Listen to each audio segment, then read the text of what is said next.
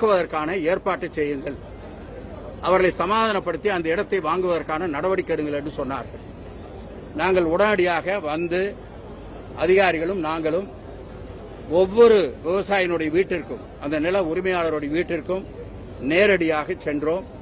நேரடியாக சென்று அவர்களிடத்திலே நாங்கள் சமாதானம் பேசி அவர்களை கொடுப்பதற்கு ஒப்புக்கொள்ள வைத்தோம். இதிலே சில உண்மைகளை சொல்ல வேண்டும் என்று சொன்னால், பம்பிங் ஸ்டேஷன் 3க்கு கீழே இருக்கிற எந்த விவசாயிக்கும் இந்த திட்டத்தால் எந்த பயனும் இல்லை. ஆனாலும் கூட நிலைமைகளை நாம் எடுத்து சொன்னபினாலே அந்த பம்பிங் ஸ்டேஷனுக்கு மேலே இருக்கிற விவசாயிகளுக்கு இதிலே கொஞ்சம் பயன் கிடைக்கும் என்ற அந்த காரணத்தால் அந்த விவசாயிகள் மிகுந்த அக்கறையோடு மிகுந்த பெருந்தன்மையோடு அந்த நிலத்தை அவர்கள் கொடுக்க ஒப்புக்கொண்டார்கள். அந்த முடிவை நாங்கள் எடுப்பதற்கு கொஞ்சம் கால அவகாசம் தேவைப்பட்டது. ஏன்னா அத்தனை பேர் தொடர்ந்து நாங்கள் பேச வேண்டியிருந்தது. அது கொரோனா காலமாக இருந்தது. அதை தாண்டி அதற்கு பின்னாலே தான் நாங்கள் பேசினோம். அது நாங்கள் பேசி முடித்த காலம் 29/9/2022 இந்த நிலம் எல்லாம் கொடுப்பதற்கு அவர்களிடத்தில் ஒப்புதலை வாங்கி பணிகள் உடனடியாக துவக்கப்பட்டது. பணிகள் துவக்கப்பட்ட 4 மாதத்தில் அந்த விடுபட்டிருந்த பணிகள் முழுமையாக நிறைவேற்றப்பட்டது. அதாவது ஜனவரி 23ஆம் தேதி 2023 அந்த தேதியிலே 4 மாத காலத்தில் அந்த பணிகள் முழுவதும் முடிக்கப்பட்டது. இதை இவ்வளவு வேகப்படுத்துவதற்கும் அந்த இடம் கிடைப்பதற்கும் முழு முதல் காரணமாக இருந்து எங்களை இயக்கியவர் தமிழ்நாடு முதலமைச்சர் அவர்கள். அதேபோல அண்ணன் துரைமுருகன் அமைச்சர் அவர்கள் இதை ஒவ்வொரு நாளும் எங்களிடத்தில் கேட்டு தெரிந்து கொள்வார். இதெல்லாவற்றையும் சேர்த்து இங்க இருக்கிற விவசாயிகள் கொடுத்த ஒத்துழைப்பு, அவர்களுக்கு சில சங்கடங்கள் பிரச்சனைகள் இருந்தாலும் அவர்கள் மிகுந்த ஒத்துழைப்பை கொடுத்தார்கள். எனவே அந்த இடம் கிடைத்தது. அந்த பணியை நாங்கள் துவக்கினோம். 2023 அந்த ஜனவரி மாதத்தில் அந்த பணி முடிக்கப்பட்டு விட்டது. நாங்கள் பணி முடித்த உடனே சரி வேலைகள் முடிந்து விட்டது, இனிமேல் தண்ணீர் எடுத்து விடலாம் என்று முடிவுக்கு வந்து விட்டோம். அந்த நேரத்தில் போதிய அளவுக்கு இங்கே உபரி நீர் இல்லை. உங்களுக்கு எல்லோருக்கும் தெரியும், உபரி நீரை மட்டும்தான் இந்த திட்டத்திற்கு எடுக்க வேண்டும் என்பது ஒரு ஒப்பந்தத்திலே இருக்கிறது. எனவே அந்த போதிய அளவுக்கு உபரி நீர் இல்லை, ஓரளவிற்கு இருந்தது. எனவே அந்த உபரி நீரை வைத்துக் கொண்டு ஃபீடர் லைன், இதுல மெயின் லைன் 106.8 கிலோமீட்டர். அந்த ஃபீடர் லைன் என்பது 83 ஃபீடர் லைன். அதில் தான் அந்த 1045 குளங்களும் அடங்குகிறது. அது ஏறத்தாழ 980 ஏறத்தாழ 1000 கிலோமீட்டர் அது நீளம். இந்த 1000 கிலோமீட்டரும் சுத்தமாக இருக்கிறதா என்பதை பார்க்க வேண்டும். அதில் எதுவும் டேமேஜ் இருக்கிறதா என்பதை பார்க்க வேண்டும். நடைமுறையில் எல்லோருக்கும் இது புரியும் என்று நான் கருதுகிறேன். காரணம், 2-3 ஆண்டு காலத்திற்கு முன்பே அந்த ஃபீடர் லைன் போடப்பட்டு விட்டது. ஆனால் அது சரியா இருக்குதா இல்லையான்னு செக் பண்றதுக்கு தண்ணி இல்லை. எனவே தண்ணீர் நாங்கள் பைப் லைன் போட்ட பின்னாடி தான் சரியா இருக்கா இல்லையான்னு செக் பண்ணவே துவங்க முடிந்தது. அதற்கு பின்னாலே துவங்கி பார்க்கிற பொழுது பல இடங்களிலே அது உடைந்து கிடந்தது. எனவே அன்றைக்கு அந்த திட்டத்தை உடனடியாக துவக்குவதற்கான வாய்ப்பு இல்லாமல் போய் அதிகாரிகள் இரவு பகலாக அதிலே வேலை செய்து அந்த தண்ணீரை கொண்டு போய் ஒவ்வொரு ஃபீடர் லைனாக செக் பண்ணி அதற்கு பின்னாலே நடவடிக்கை எடுத்தார்கள். திடீரென்று தண்ணீரும் குறைந்து விட்டது. அதற்கு பின்னாலே இப்பொழுதுதான் நமக்கு அந்த உபரி தண்ணீர் கிடைத்திருக்கிறது. அந்த உபரி தண்ணீர் கிடைத்ததிலே இருந்து தொடர்ச்சியாக அவர்கள் செக் பண்ணி கொண்டே இருக்கிறார்கள். இன்றைக்கு 1045 குளத்தில் சில குளங்களை தவிர மற்ற அத்தனை குளங்களுக்கும் தண்ணீர் போய் சேருவதை இன்றைக்கு அதிகாரிகள் உறுதிப்படுத்தியிருக்கிறார்கள். அதற்கு இவ்வளவு கால அவகாசம் தேவைப்பட்டது என்பது உண்மை. காரணம், உங்களை இன்னொன்றும் கேட்கிறேன். அன்பிற்குரிய சகோதரர் அண்ணாமலை சொல்லியிருப்பதன் அடிப்படையிலே கேட்கிறேன். இதற்கு முன்னாலேயே நாம் திறந்துவிட்டு தண்ணீர் போகாமல் இருந்திருந்தால் அரசைத்தான் குற்றம் சொல்லுவார்கள். அதோடு தண்ணீர் அப்பொழுது இல்லை. ஒரு நாள் திறந்து விட்டுவிட்டு அடுத்த நாள் தண்ணீர் இல்லை என்று நிறுத்தினால் அரசாங்கத்தை என்ன சொல்லுவார்கள்? எனவே இதையெல்லாம் துறையினுடைய அதிகாரிகள் ஆய்வு செய்து அவருடைய அறிக்கையை பெற்று அந்த அடிப்படையில் இந்த பணி செய்யப்பட்டிருக்கிறது. இன்றைக்கு கூட அந்த உபரி நீர் என்பது தினந்தோறும், நேற்று தினம் 1000க்கு மேலே வந்தது, இன்றைக்கு குறைந்திருக்கிறது. எனவே இப்படி கூட குறைய நடக்கிறது. ஆனால் அதிகாரிகள் சொல்லியிருப்பது அத்திக்கடவு அவனாசி திட்டம் முழுமையாக தண்ணீர் கொடுக்க வேண்டும் என்று சொன்னால் இதில் வருகிற உபரிநீரோடு சேர்ந்து எல்பிபி வாய்க்காலே நாம் திறந்து விடுகிற பாசனத்துக்காக திறந்து விடுகிற தண்ணீரின் மூலமாக கிடைக்கிற அந்த கசிவு நீர் இதற்கு பெரிய உதவியாக இருக்கும் என்று சொன்னார்கள். சரி, எப்ப கிடைக்கும்? 15 ஆகஸ்ட்ல திறக்கலாம் என்று சொல்லி இருக்கிறோம். அதிலே இருந்து 15 நாட்களுக்கு மேல் கண்டிப்பாக உபரிநீர் வரும். மழை இருக்கிற காரணத்தால் உபரிநீர் உடனடியாக வருவதற்கான வாய்ப்பு இருக்கிறது என்பதை ஆய்வு செய்து அதிகாரிகள் சொன்னார்கள். அதற்கு பின்னாலே தான் அதை ஒட்டி இப்பொழுது இருக்கிற தண்ணீரை வைத்து இந்த 15 நாளும் நம்மால் சமாளிக்க முடியும் என்ற ஒரு நிலையை ஆய்வு செய்து அதற்கு பின்னாலே வருகிற கசிவு நீரை வைத்து நாம் அந்த 70 நாட்களுக்கும் அத்திக்கடவு அவனாசி திட்டத்திலே தண்ணீரை கொடுத்துவிட முடியும், 1.5 TMC கொடுக்க வேண்டும், தண்ணீரை கொடுத்துவிட முடியும் என்ற அந்த ஒரு நம்பிக்கையை அதிகாரி மூலமாக பெற்ற பின்னாலே தான் முதலமைச்சர் அவர்கள் 17ஆம் தேதி அன்று இன்றைக்கு திறப்பதற்காக அவர்கள் ஒப்புதலை தந்து அதற்கான ஏற்பாட்டை செய்தார்கள். இதுதான் இருக்கிற பிரச்சனையை ஒழிய அரசாங்கம் ஒரு நாள் கூட இதில் வீணடிக்கவில்லை. அதிகாரிகள் இரவு பகலாக பணியாற்றினார்கள்.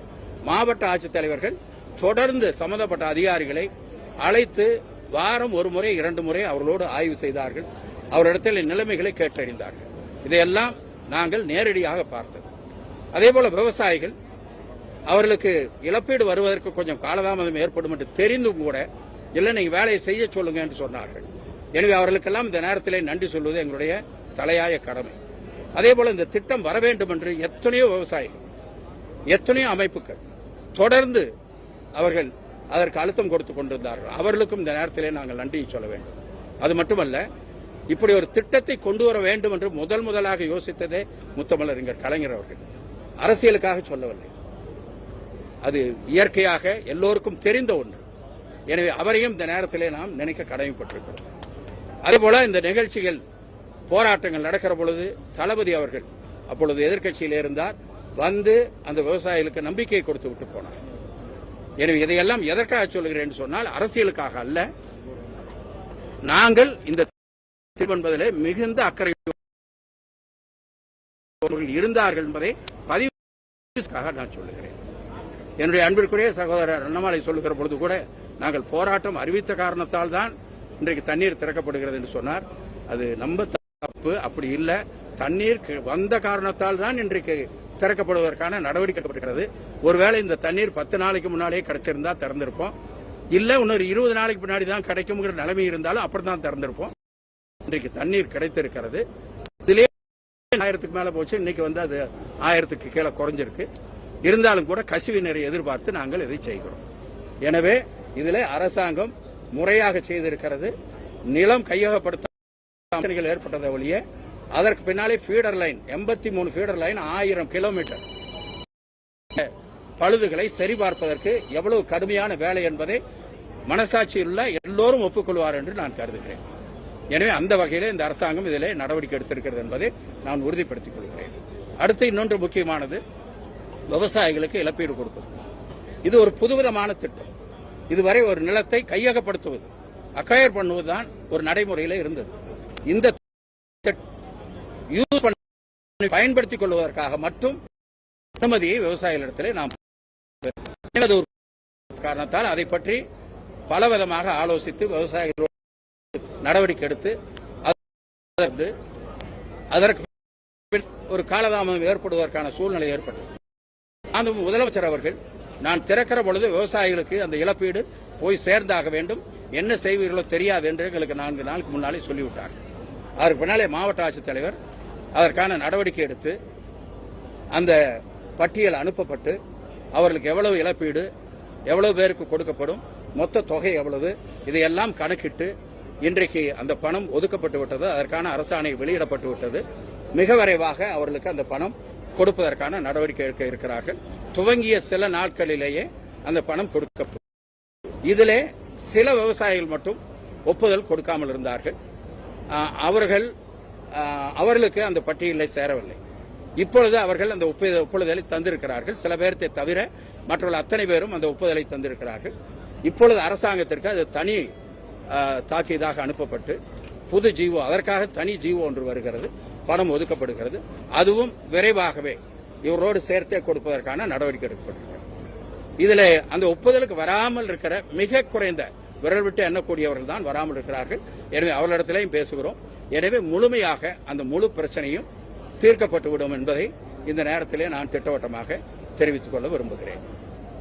எனவே இன்றைக்கு வருகிற தண்ணீர் இன்னொரு 10-15 நாளில் கசிவு நீர் இதையெல்லாம் சேர்த்து பார்க்கிற பொழுது நாம் அத்திக்கடவு அவனாசி திட்டத்திற்கு அந்த 1.5 TMC தண்ணீரை கொடுத்துவிட முடியும் என்ற நம்பிக்கை எங்களுக்கு முழுமையாக இருக்கிறது.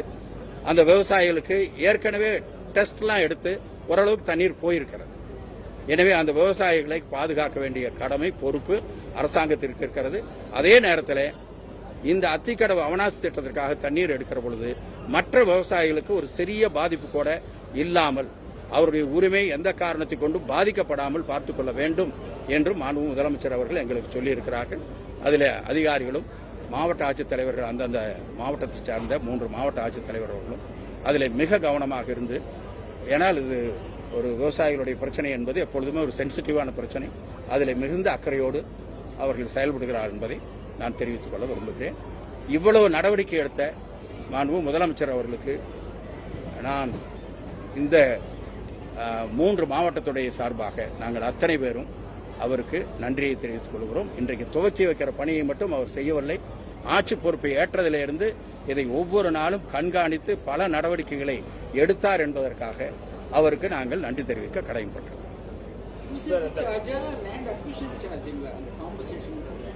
அதாவதுங்க, லேண்ட் அக்விசேஷன்ங்கிறது இப்ப பம்பிங் ஸ்டேஷன், ரோடு, இதுக்கெல்லாம் லேண்ட் அக்விசேஷன், அது ஒரு தனி சிஸ்டம். பைப் லைன் பதிக்கிற இடம்ங்கிறது நம்ம யூஸ் பண்ணிக்கிறதுக்காக மட்டும் அவர்களுடைய கட்டுப்பாட்டிலே தான் இருக்கும். அவங்க விவசாயம் பண்ணிக்கலாம்.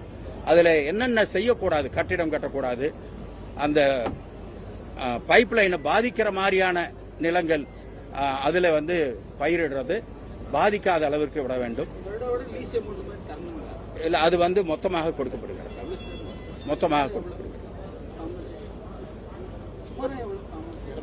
அது ஒவ்வொரு லேண்டுக்கும் அங்கங்க இருக்கிற கைட்லைன் வச்சுட்டு மாறுமா.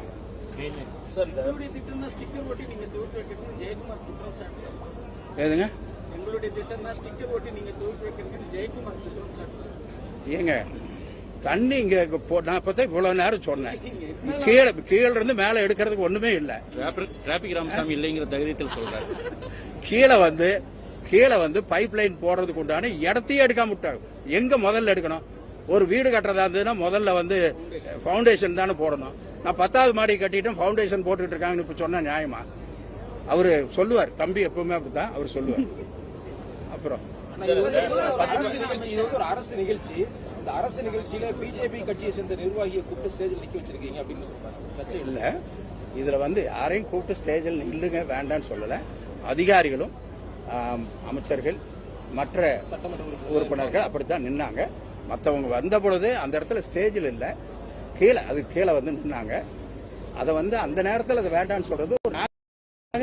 அதனால இது ஒரு மிலிட்டரி போதல்ல, இது விவசாயிகளுக்கானது. அவர்களை முன்னிறுத்தி விட வேண்டும் என்பதுதான் எங்களுடைய நோக்கம். இந்த நிலம் கொடுத்திருக்காங்க பாருங்க, அவங்கள தான் நாங்க முன்னாடி நிறுத்திருக்கணும். நாங்க முன்னாடி நிக்கிறதே தப்பு, அவங்க நிறுத்திருக்கணும். அவர்கள் இன்னும் காம்பன்சேஷனை வராம நிலத்தை கொடுத்திருக்காங்க. எனவே அது ஒரு பெரிய இஷ்யூ அல்ல. இல்ல, சில பேர்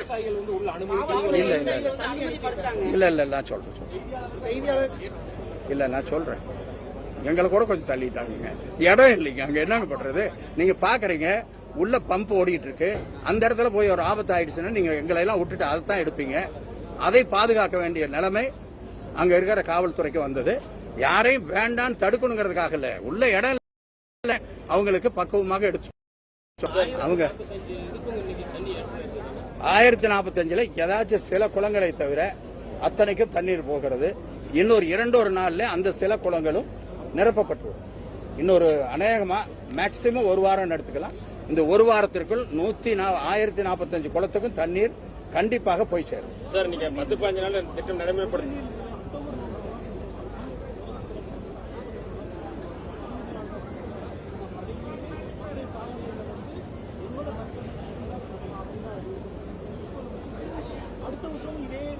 அப்படி இல்ல உபரி நீர் வருகிற அன்னைக்கு மட்டும்தான் அதை கொடுக்கணும். இப்போ வந்து நம்ம டெஸ்ட் எடுக்க வேண்டியது இருக்கு. இவ்வளவு பிரச்சனைகள் இருக்கிறதுனால அந்த உபரி நீரை பயன்படுத்தினாங்க. இல்ல உபரி நீருங்கிறது இல்ல அப்படி இல்ல. அவங்களுக்கு புரியும். அவங்க ஒன்றும் புரியாம இல்ல. இன்னைக்கு வந்து நம்ம உபரி நீரை எடுத்து கொடுப்பதற்கு காரணம் எல்லாம் டெஸ்ட் எடுக்கணும். தண்ணி என்னைக்கு வந்து நமக்கு கசிவு நீர் வந்து வருகிறதோ அன்றையிலிருந்து முழுமையாக அது பயன்படுத்தப்பட வேண்டும். அன்னைக்கு நாங்க டெஸ்ட் எடுக்கிறோம், அந்த தண்ணி வீணடிக்க கூடாது. ஏன்னா 70 நாள் நாங்க கொடுக்கணும், 1.5 TMC தண்ணி கொடுக்கணும். அதற்கான முன்னேற்பாடு தான் இது. இன்னைக்கே தண்ணி கொடுக்க ஆரம்பிச்சிட்டோங்கிறத விட இது முன்னேற்பாடு. ஒரு 30ஆம் தேதியிலிருந்து முழுமையாக தண்ணீரை கொடுப்பதற்கு வாய்ப்பு இருக்கிறது. இதுல இப்ப நேத்து வந்து நான் சொன்ன 1000 கனஅடிக்கு மேல தண்ணி வந்தது உபரி நீர். இன்னைக்கு 600 வந்திருக்கு. நாளைக்கு அது கூடலாம். மழை அங்க கொஞ்சம் பெய்ஞ்சதுன்னா கூடலாம் அல்லது குறையலாம். அதுக்கு தகுந்த மாதிரி இங்க நடவடிக்கை எடுத்துக்குவாங்க.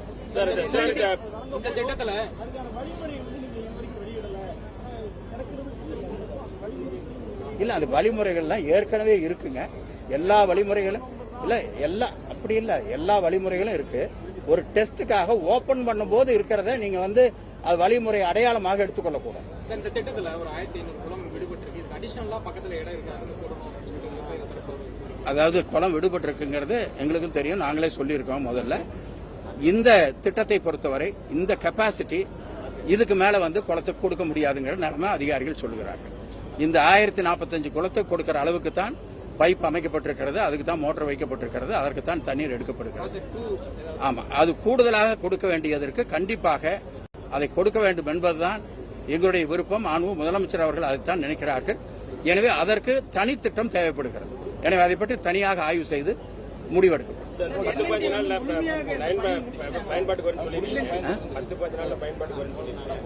சென்னிமலை பாலத்தூருக்கு அந்த பக்கம் 5 கிராமத்தில் நேத்திக்கு வரைக்கும் அந்த பைப் இன்னும் போடவே இல்லை. அந்த உடஞ்சி இல்ல அதாவது இல்ல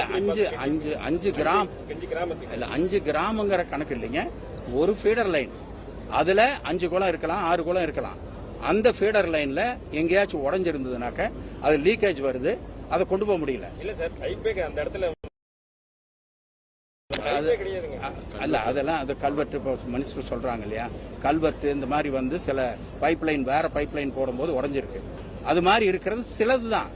ஏறத்தாழ ஒரு 20 ஒரு 11 இடத்துல எத்தனை 1000 கிலோமீட்டர்ல 11 இடத்துல தான். இந்த 11 தனித்தனியா ஒவ்வொரு அதிகாரிகள் தனியாக இருக்காங்க.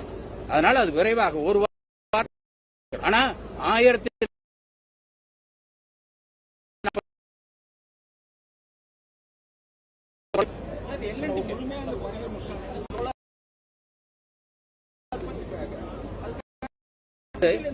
இன்றைக்கு தண்ணீர் எடுக்கிற அளவிற்கு இந்த பணிகள் முடிந்திருக்கிறது. எல்லா இடத்திலையும் போய் தண்ணீர் சேர்க்கிற அளவிற்கு பணி முடிந்திருக்கிறது. அதுல இருக்கிற உடைந்து போன அந்த பழுது பார்ப்பது தான் இப்பொழுது நடந்து கொண்டிருக்கிறது. மற்றவைகள் எல்லாம் தொடர்ந்து, ஏன்னா அவங்க தான் கொஞ்ச நாளைக்கு வந்து இதை மெயின்டைன் பண்ணணும். மற்றவைகள் 5 வருஷம் அவங்க மெயின்டைன் பண்ணணும். அதனால மற்றவைகள் எல்லாம் தொடர்ந்து ஆய்வு செய்யப்படும். அது உரிய அதிகாரிகள், மாவட்ட ஆட்சித்தலைவர்கள் அதற்கான நடவடிக்கை எடுப்பார்கள். இது தண்ணி கொஞ்சம் நிறைய போயிருக்கோம். அதை சொல்லுங்க, அப்புறம் பேச. தண்ணி ஓடிக்கிட்டே இருக்குங்க, கேளுங்க. போதுமா சார்? என்ன அவங்க 3000 வீடு ஒரு வருஷத்துக்கு மேல அவங்க பணம் கட்டியாச்சு. இன்ன வரைக்கும் அவங்க வீடு அலாட் பண்ணல. 3 ஸ்கீமா டைப்பா கட்டியிருக்காங்க. இந்த வீடு அலாட் பண்ணலன்னு சொல்லிட்டு இல்ல. அதுல வந்து குடிதண்ணீர் கொடுப்பதற்கு நான் அதையும் சொல்லிடுறேன். அதையும் சொல்லிருட்டுமா? அதாவது இந்த மாதிரி ஒரு திட்டத்தை உருவாக்கும் பொழுது எல்லாவற்றையும் ஒரு அந்த திட்டத்திற்கு பணத்தை ஒதுக்கி பணியை துவங்க வேண்டும். செஞ்சிருக்காங்க. பில்டிங் கட்டுறாங்க. அதற்குண்டான குடிநீர், அதிலிருந்து வெளியில் வர வேஸ்ட் வாட்டர் வெளியில போறதுக்கு இதுக்குண்டான எந்த நடவடிக்கையும் அதற்காக பணம் ஒதுக்கப்படவில்லை. அதற்கு பின்னால் இப்பொழுதுதான் நாம் கார்பரேஷன் மூலமாக மற்றதெல்லாம் பேசி அந்த